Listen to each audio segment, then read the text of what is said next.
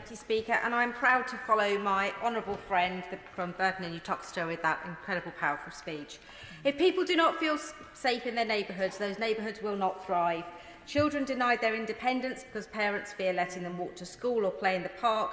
Businesses suffering not just the financial impact of shoplifting and the safety to their workers, but the reluctance of customers, especially the elderly, who don't feel safe going out to those shops. And when trust between different parts of our community breaks down, the very fabric of our society is weakened. So to lead good lives, we all need to feel safe. So I welcome the government's mission for safer streets and the commitment in their manifesto, which rightly stated visible neighbourhood policing was the cornerstone of the British consent-based model. In too many areas, it's been eroded, leaving the police a reactive service focused on crisis response rather than preventing crime. But actions speak louder than words.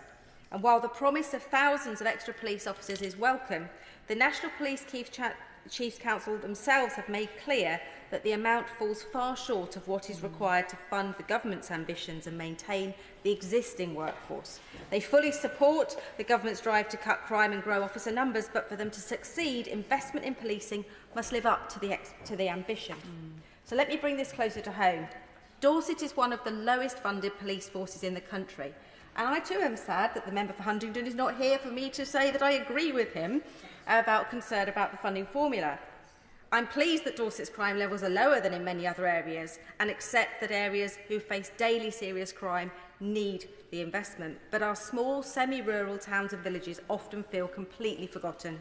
And in communities across Mid-Dorset and Northport, organised shoplifting is now on the rise. Offenders know the chances of being caught are slim. And I welcome the inclusion of the offence of assaulting a retail worker in the bill. On behalf of Michelle, Nicola and Lewis have all written to me. One of them said to me after a shoplifter was apprehended in her shop, "I know where you live."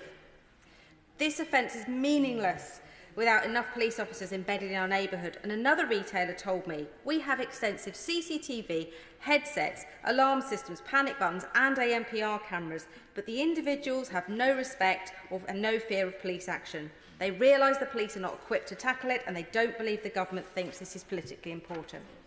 Now, Dorset is home to award-winning beaches, a World Heritage coastline and many historic towns and villages. We're less than 2 hours from London and the home counties in the Midlands, so our population swells in the summer, putting huge pressure on police services.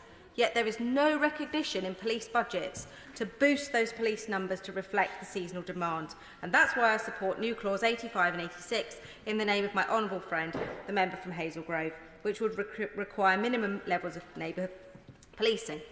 Towns like Wimborne and Wareham should not have their resources stripped to support larger coastal towns. I'm also proud to support new clause 122, making the offences aggravated by hostility towards sexual orientation, transgender ID or disability as well.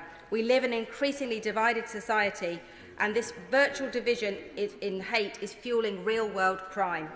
LGBT plus people 4 times more likely to experience violence than straight counterparts, disabled adults 3 times more likely to experience domestic abuse, and half of all transgender people have been sexually assaulted at least once in their lifetime.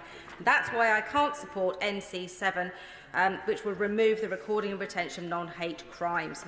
If we stop recording these incidents, what do I say to Sam Reena, who told me, "I've fled domestic violence, I'm practising Muslim and I wear hijab. Since the day I arrived, I have faced problems through my religious identity. Going to parks, taking the bus, going shopping feels like a war zone." We want safe streets, we want safe homes, but they only feel safe if they're safe for everyone. Yeah.